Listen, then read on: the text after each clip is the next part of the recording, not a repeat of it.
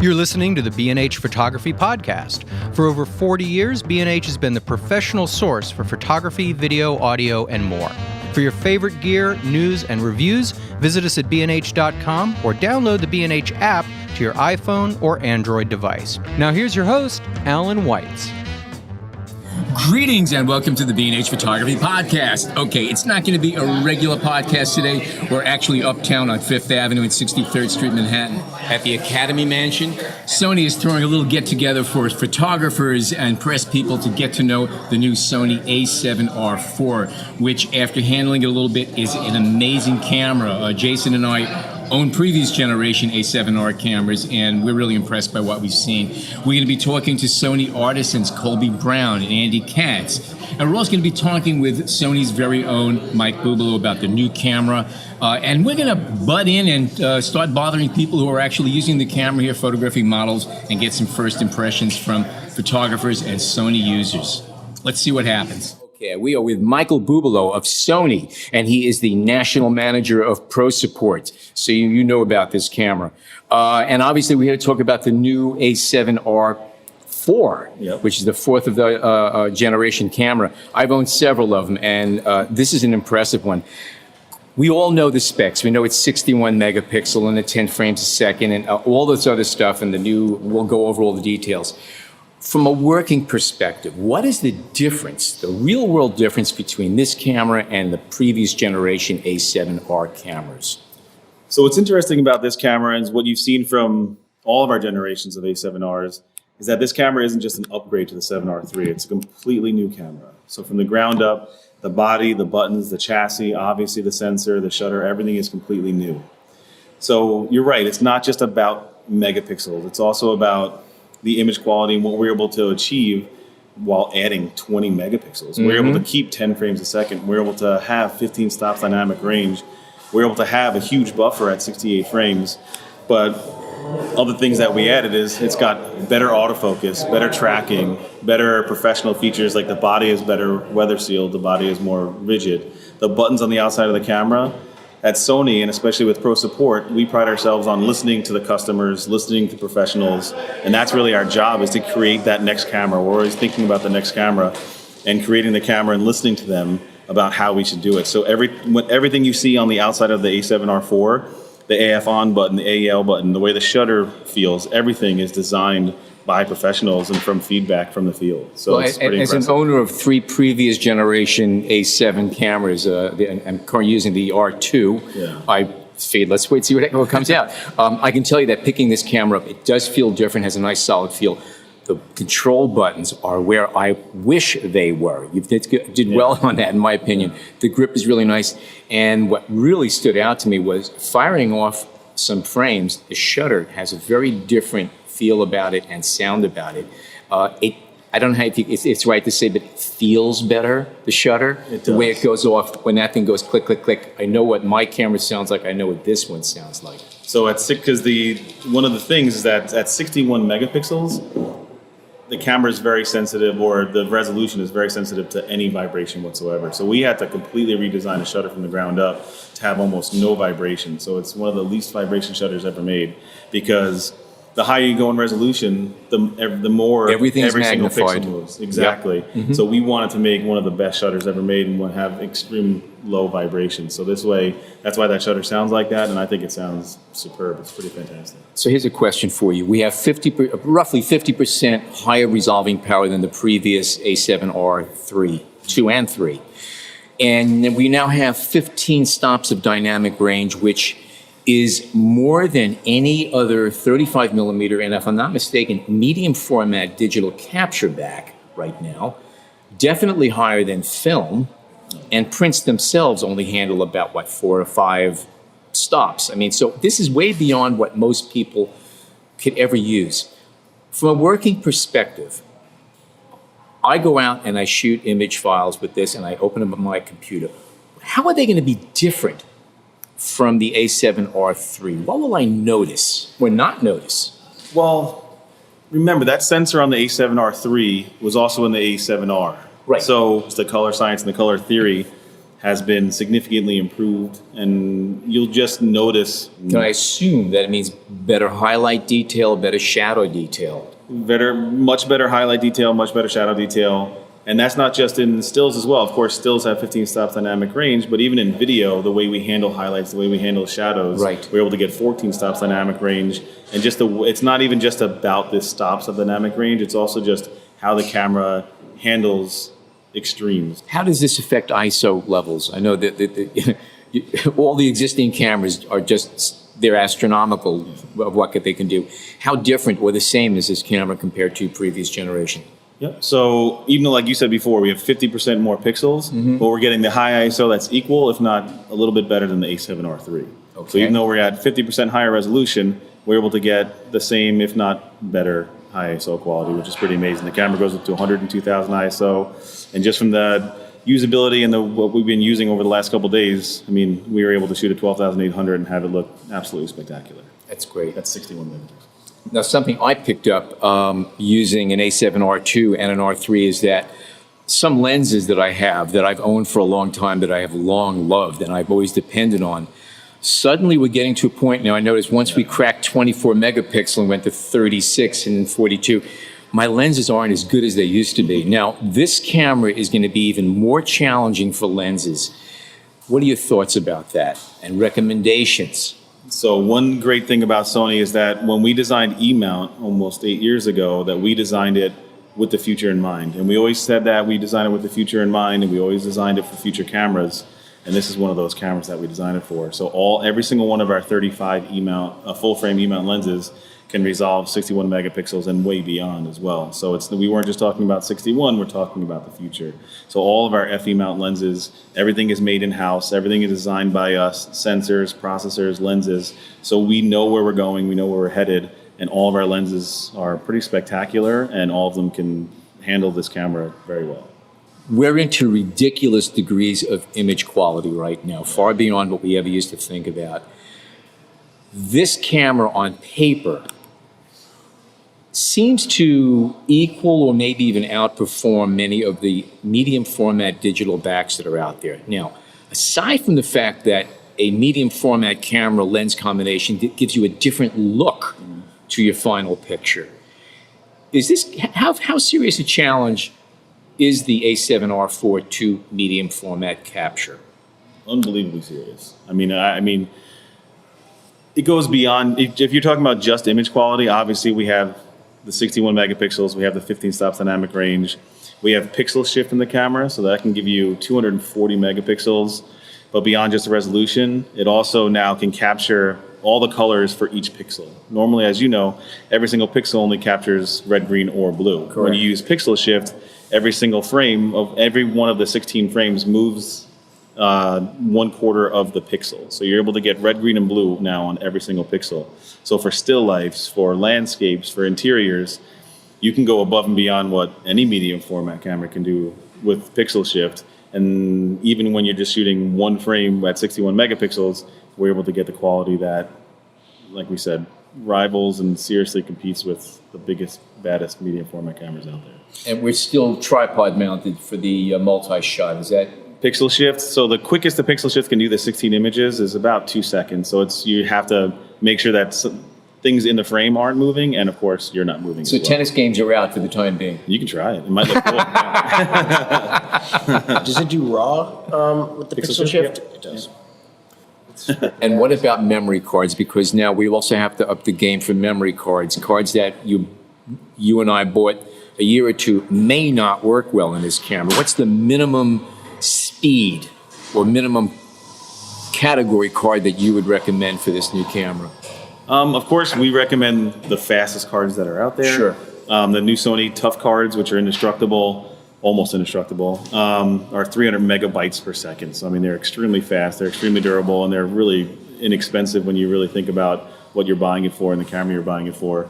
But, I mean, the camera now has 2 UHS 2 slots, so you're able to utilize that 300 megabytes per second for each one of the memory card slots, so you can do redundant shooting, you can back up, you can do RAWs to one, video to one, JPEG to the other. But in terms of just speed, I mean, you can really kind of use anything you want. It's really a matter of the buffer and how fast that buffer refreshes. So if you shoot 68 frames, do you want to wait a minute or do you want to wait 10 seconds? So it can really, that's really where the biggest difference is. So I always recommend people to, if you bought a $3,500 camera, you should splurge on a nice memory card. Yeah, no arguments there. Does it do the 14-bit RAW in continuous mode? Like, Yeah. it does. Okay. Yeah, we can do 14. Yeah, it's all of our RAW. Our uncompressed RAW is 14-bit. It can't On do the high high plus, so it can continuous, do 8 frames a second in uncompressed RAW. Okay, so not the high. Yeah. Right. And the high is a little different too because it's not like the A9. The A9 is still the king when it comes to live view, silent shooting, blackout free shooting. Because this camera at 10 frames a second in high plus will have blackout or it'll have preview. Now, we haven't really discussed video, and this camera has a lot of improvements for video as well. Why don't you give us a little bit of background? And I know iFocus is one thing that you guys nailed, which is pretty impressive and pretty important. Oh my God, autofocus to me has really changed the game. Because well, I don't even like to call it eye autofocus anymore because other people have eye autofocus. I like to call it pupil focus because we're actually just following the pupil of the eyeball. Even for professional basketball, for professional sports, it's that fast, it's that accurate, it's that quick. It's just absolutely spectacular. And what it enables you to do is that I don't have to sit there and worry about focusing all the time. I can worry about taking an image, worrying about composition, and I can worry about my subject. I don't have to think about really focusing anymore. That's really difficult to do. And now we're able to introduce something that's never been done before, and that's do eye autofocus in videos or pupil focus in video. Right. So if you're shooting portraits or you're doing blogging or you're doing anything, you're going to be able to now track the pupil of the eye as it moves around the frame and have it look like, someone's there doing focus pulling because it's that accurate, that quick, and that smooth.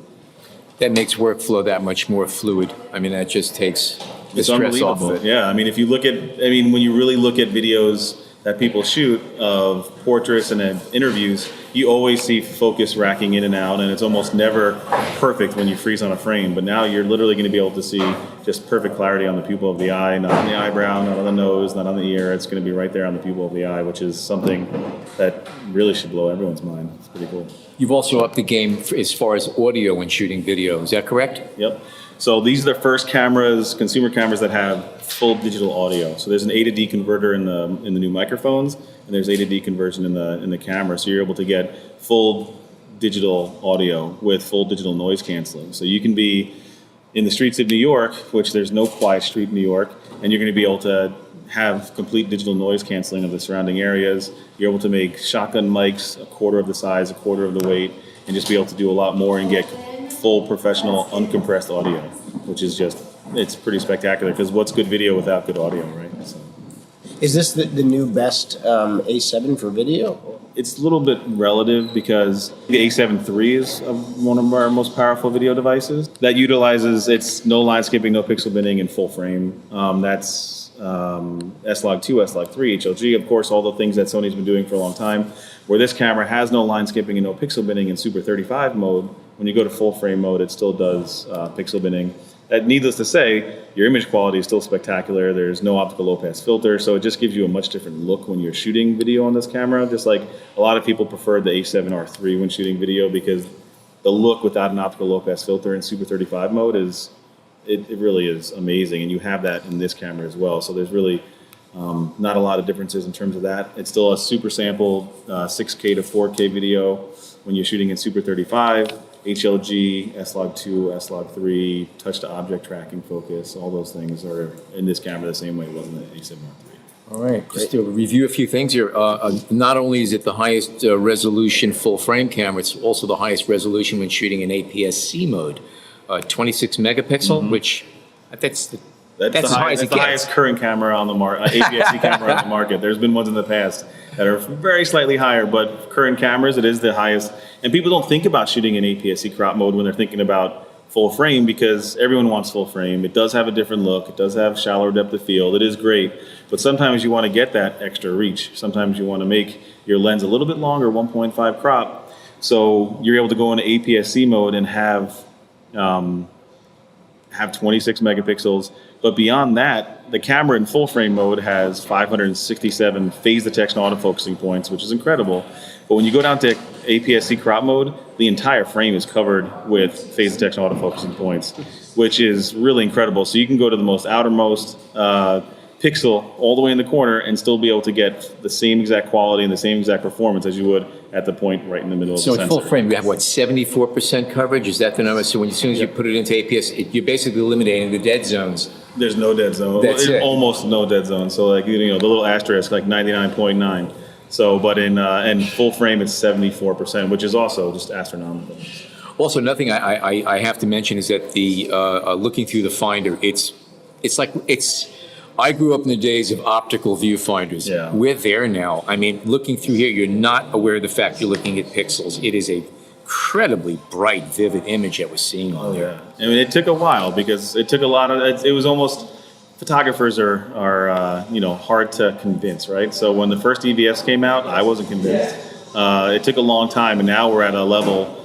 I mean, I was happy with a7R 3 until the 7R 4 viewfinder came out, of course. So now at 5.6 million pixels in the viewfinder, it just absolutely looks phenomenal. It makes you forget optical viewfinders. It makes you, because the advantages of having the EVF have always outweighed the advantages of having an optical. Oh, the whizzing effect, I just love. And now it changes everything. Yeah. And for fine focusing, that's where I get, because I happen to use that fine focusing thing. I bounce in there a little bit. Yeah. I zoom in just to check focus. Now it's insane. Yeah, now to have it like between the two. hyper realistic in the viewfinder and have all the advantages of an EVF. We've now, of course, in all the other ways of a regular traditional SLRs, the EVF has far surpassed what you can do with optical. Now, we're also using the same batteries from previous generation cameras. What about battery life on this right now? Is it going to keep as many? It's actually slightly better than what we had on the a7R 3. Really? Even though it's a more powerful camera, Correct. as I would assume more power draw, no? No, because we're able to just, again, any new generation of camera, we're able to change processing here and there and just be able to have more efficient. Yeah, and then when I say more efficient, we're talking 5% better, but it's not worse. So It's the batteries, they act and perform phenomenally anyway. We're getting about, depending on what you're shooting, almost 4,000 shots per battery charge anyway. So And the three was the one that used the new battery, right? Yep. Yeah. Let's hear that shutter. Sure, yeah. Definitely sounds different. Oh, it's totally different shutter. Wow. Yeah. And the cameras, everything about the body is, like I said, increased. This is our most durable body we've ever I had. can It's tell just completely weather immediately, sealed. 2 UHS 2 slots. You can even tell everything has weather sealing now around the doors. These doors are greatly improved, so there's weather sealing everywhere. Weather sealing on the battery door, because that was our one, little problem on the other cameras, is that it didn't have weather sealing on the battery doors. No, everything is. It's one of the most robust cameras out there, let alone a Sony camera. Yeah, and it feels it too. Yeah, totally. Right. Mike Bubolo, thank you so much for joining us. Terrific, great Appreciate camera. it. Thank you very much. Appreciate it. Talk about dying and going to heaven. Guess who we have with us right now? Ken Rockwell, the one and only. Welcome to the show, Ken. Thank you. It's an honor to be here. I wasn't expecting this. It's awesome. So what brings you into town? The big Sony announcement, as well as family. So you handled the camera yesterday. What are your impressions of the camera? It's awesome, but so is the a7R Mark III. The resolution difference doesn't really matter. But what does matter that I thought was important is it now has a lock on the exposure compensation dial. You push it once, it locks. Push it again, it's unlocked, which is different than the way the lock works on the mode dial. So that may confuse people that get that part. Yep. The other thing is, for the first time in Sony now, just like a lot of the Nikons, you can save the entire setup of the camera to a memory card. Aha. You can share that with your friends. I'm going to share my settings on my website. And you can also save 10 different camera states. So like every time you change the camera a little bit, you can have whole different settings. This is different than the mode dial settings, M1, 2, and 3. Right. This saves everything about the camera. So for instance, every time I get a new camera and I have to spend half an hour typing in my copyright information on that crazy screen, now it only works in the same model camera. So it works, if you get a second A7 Mark IV, you can just load your settings from the first one into the second one. If you're outfitting a fleet of cameras, or if you're sending yours in for service, or anything like that. I think that's going to be awesome. all of this out since yesterday? Well, It's not hard. You go through the camera, you start pushing buttons, and you're like, oh, this is different. Also, the battery, the card door is much better. Yes. It's just like Nikon and Canon. Just pull it backwards. It never opens by accident. It opens up instantly when you want it. You don't have to find that little switch with one hand, use the other hand. So that's a lot better too. Yeah, and the weather stripping is much better because I had a lot of problems with taking my A7R2 into the tub. Now I'm gonna, it's gonna be a lot easier with the new camera. Mm-hmm. But that's some interesting observations that you had about it also. I know one of the things that Jason and I picked up on immediately was the sound and the feel of the shutter. It seems weird to say the feel of the shutter, but when you fire that thing, it has a different feel about it, and the sound is different as well. And apparently they've done a lot of upgrading on that particular piece. It does sound sweet, but I'll admit I usually set my other cameras to go silent. So it was almost lost to me, but I'm like, gee, this does sound really nice. Like my Contax G2, yes. Or my Nikon F6 35mm cameras just sound so sweet when they go off. You just want to shoot them just because of how good it sounds. Ditto. Okay, I know. We're coming from the same place. I get it. So I've been shopping at B&H since the 1970s. I've been the customer there for over 40 years, which is why I love you guys so much. You've always taken care of me. Even when I was like a teenager, pre-teenager, you guys just always what we wanted at the right price. Well, I'd say if you walk around the store, you see a lot of people, no matter what their age, you look like little kids in a candy store. They really, really do. It is, if you have not been there, get there before you go on to the next world. It is an experience. It's great. Okay, Ken Rockwell, pleasure meeting you and pleasure having you on this show. Thank you very much. Okay.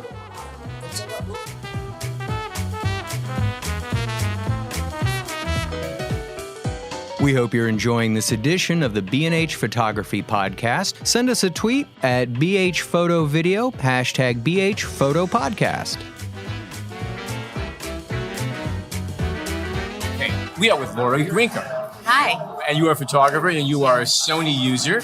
What intrigues you about this camera based on what you know about it compared to what you've had experience with as far as Sony cameras? The focusing Yes. would help me so much because I have such a hard time at my age with my glasses on or off, with looking at the back or looking through the viewfinders. And for me also, Sony's being so light. I come from a long history of film background, traveling around the world on assignment, bringing 200 or plus rolls of film and all my gear and heavy lenses. And now I pack and it's like, there's nothing to pack. Yep. One overnight bag and all your clothing and cameras and it's all in the overhead. I know. That's one of the things I love about it. Now that you have an idea what this camera is capable of doing, has it triggered any ideas for stories or assignments or projects that you want to do? Well, I'm working on a bunch of projects. One is a documentary film about my father. And so shooting video with that would be incredible. And I'll probably be shooting for another year or so, as long as my father doesn't kick me out. He thought I'd be done by now. I'm doing this portrait project right now that I kind of have to finish one part of it by September for an exhibition, but they're going to be life-size portraits. So if I had that camera for that, it would be just better. As it is, the files are really beautiful. But so I have this kind of multimedia memoir, as I call it, and I've been shooting part of that with 4x5 film. So this would be the perfect replacement, and I could shoot video with it, and I could shoot the stills with it, and so. It's a very able machine. It really, really is. Okay. Lori, thank you so much for your input. Enjoy the show. Your name is Jude Allen, and you're a photographer, I'm assuming? Landscape travel photographer out of San Francisco. Oh yeah, okay, and a Sony Alpha shooter? On the Collective. Right. Oh, you're part of the Collective, okay. All right, and this is your first time handling the a7R 4? Yes. All right. Yeah, first time. Any quick impressions? Anything that struck you right out of the... Yeah, I really liked how buttery fast the auto eye focus is. It's a lot faster than my R3 is. So another first impression is that I really like the hardware change on the dial on the back, on the top. It's a big plus for me.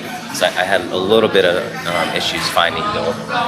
So is it bigger now? Or Yeah, it's bigger and it's actually like outside of the body itself. So it just kind of, it's almost like a disc on the top, sitting on the top. So cool. A lot easier to manipulate. And did you bring your own lenses, or have you been using the lenses that they have here? I just rented a 55-1.8 for a minute, and I've been using my own lenses. I have a bunch of different stuff. And have you been shooting? You've been shooting models here mostly. I guess they have models. Yeah. So been doing that. Okay. Yeah, it's been cool. My favorite so far is the neon girl, kind of futuristic looking. I like all the lights. Did you use the eye tracking? Yeah, and it worked really well.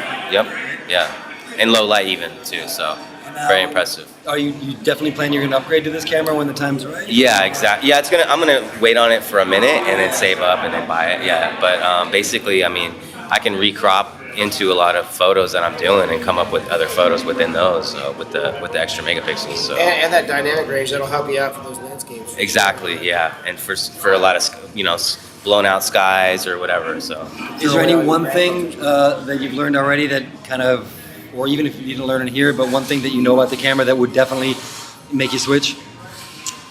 I would say the hardware is kind of a big deal for me. I really like the dial and the changes, and I believe they said there's an extra function button, so that would come in really handy for me.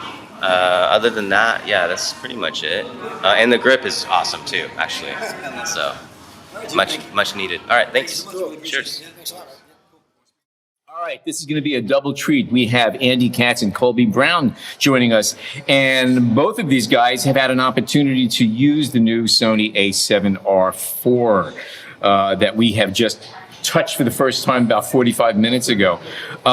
You guys are both associated with Sony. You're both ambassadors. Is that artisans? Yeah. Artisans, excuse me. Okay. And so you have been using these cameras for a while. It's the Sony a7R series cameras. Safe assumption? Yes. Okay. Yes, absolutely. For the last 2 weeks, we've had our time. Okay. Now, so you're familiar with the whole family and what this new one is. Absolutely. We just spoke with Mike, and he gave us we talked about all the differences, but you guys have a hands-on experience. What is different about the camera out in the wild? Now, Colby, you're photographing wildlife. That's correct. Yeah, I was in Alaska. And Andy, you're photographing landscapes. Correct. So we have two different perspectives of what's going on. Andy, let's start with you. What's the difference between this camera and the a7R III or II? Well, I think the immediate difference is a lot of big old beautiful megapixels. I mean, the definition and the sharpness and the tonality of the files. Okay, so you're chasing animals up in Alaska. Correct. All right. Where animals are chasing him. Okay, what are some of your initial impressions? How did this camera make your life better compared to what you've been using? What have you found? Well, I found that the unique thing about this camera is that, to me, it's a bit of both evolution and revolution. So to me, the evolution is kind of your standard iterative updates that, personally, I would expect from any flagship camera coming out. So you're getting, dual UHS 2 card slots, you're getting better ergonomics, more tactile buttons, things like that. What I mean by revolutionary is that not only the resolution that Andy was talking about, but when you mix that resolution matched with autofocus capabilities that you have similar, although not necessarily exactly the same, but similar to the A9. You have a new IBIS system that is built for stabilization specifically for these high resolution images. And then you have 15 stops of dynamic range. Right? I can't stress enough specifically. The dynamic range is unbelievable. It's amazing. And if you think about most wildlife cameras out there, you think of the A9, you think of the D5, you think of the 1DX Mark II, most of those cameras shoot at 11 stops of dynamic range. So when you have a 15 stops of dynamic range and you have 61 megapixels to work with, to me, that's kind of a game changer. It really is a big difference than what you could get with previous generations, specifically with this model line. Now, you mentioned about image vibration. Now, this is something that happens. The higher the resolution, the more pixels you have, the more sensitive it is to any movement and shake. How have your experiences been with it? The camera's handling things well? Have you had to buckle down yourself and think a little bit harder before you're pressing the shutter button, or any? Because I was working in remote parts of Alaska, photographing Alaska coastal brown bears, and as well as bald eagles and other things out there. And I'm shooting with both telephoto when I'm doing that, as well as a little bit of landscape here and there on the side. Mm-hmm. So I was able to test a little bit of both in those regards. And because it was a new camera, I kind of like to see how far I can push the limits a bit. And I was pretty surprised. So with the wide-angle lenses, the 16 to 35 2.8, I was able to shoot at 1/10 of a second, shooting at dawn, shooting a sunset in Alaska.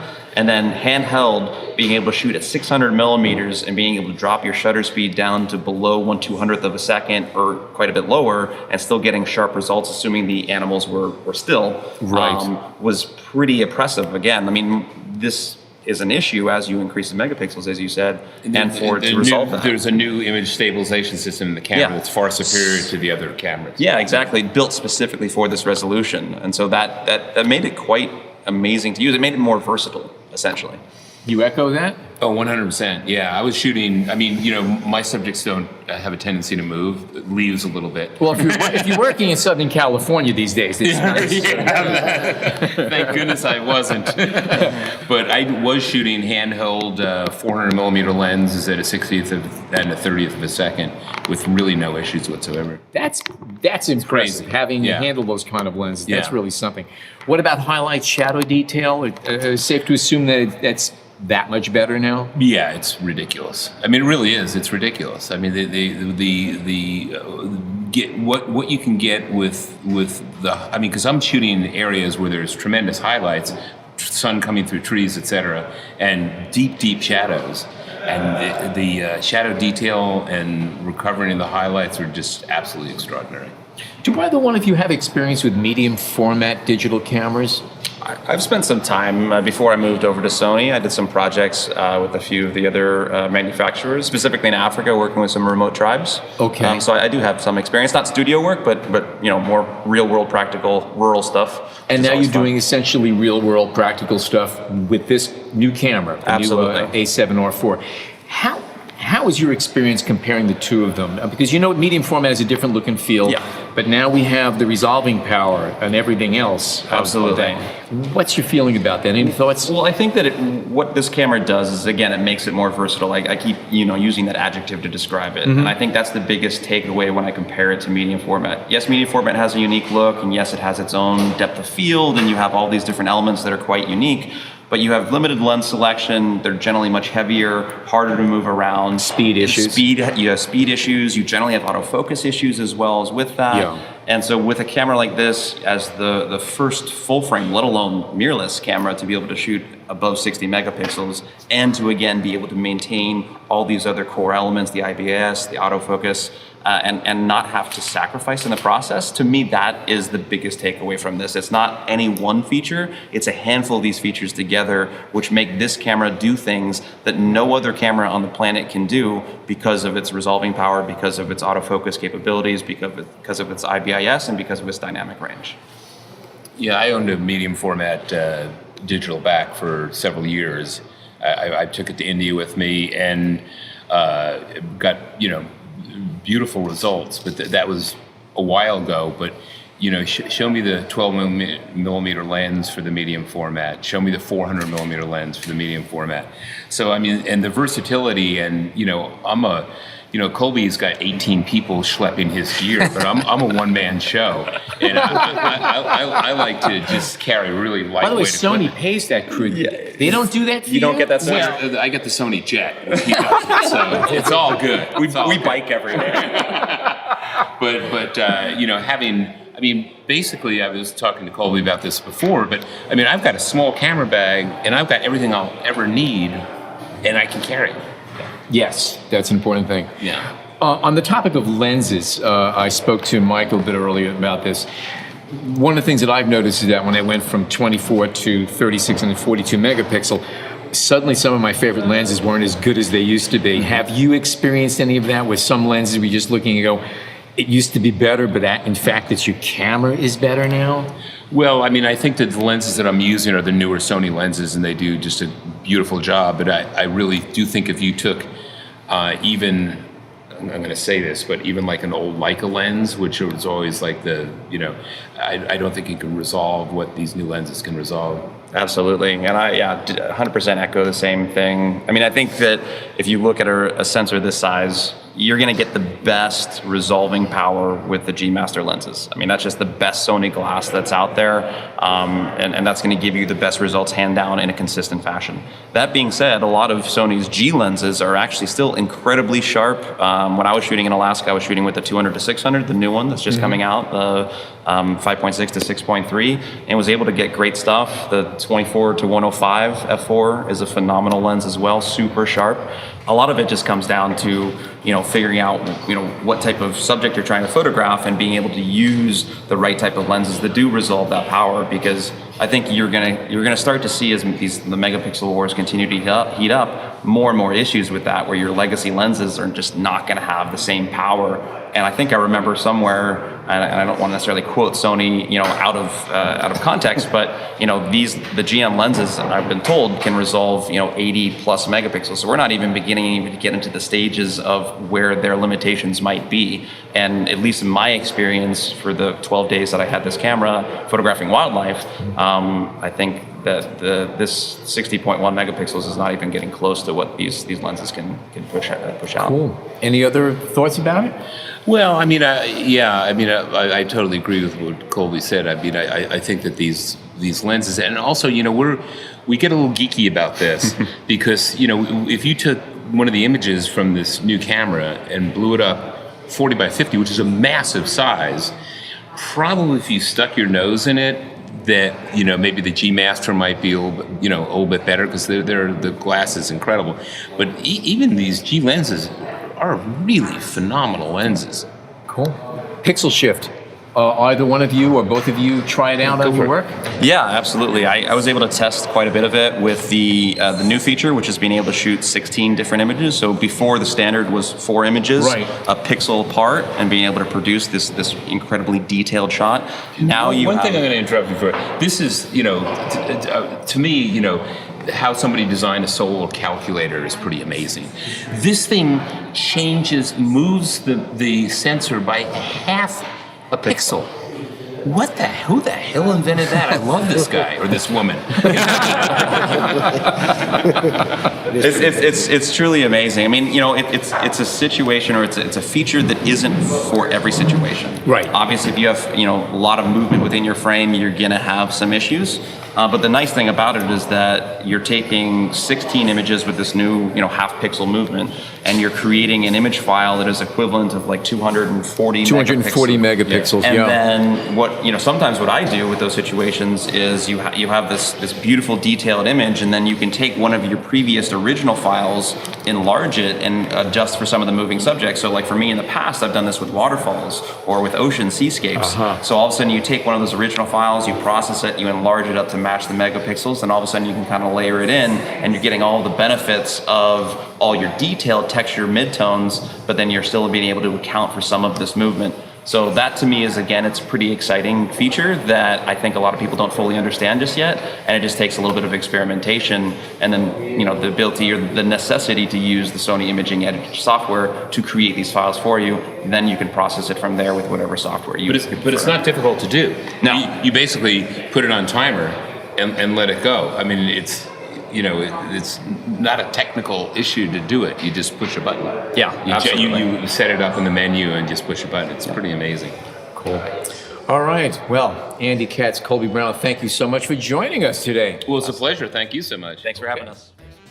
Okay, so there you have it, a special edition of the B&H Photography Podcast, talking about the new Sony a7R IV. On behalf of John, Jason, and myself, thank you so much for tuning in today.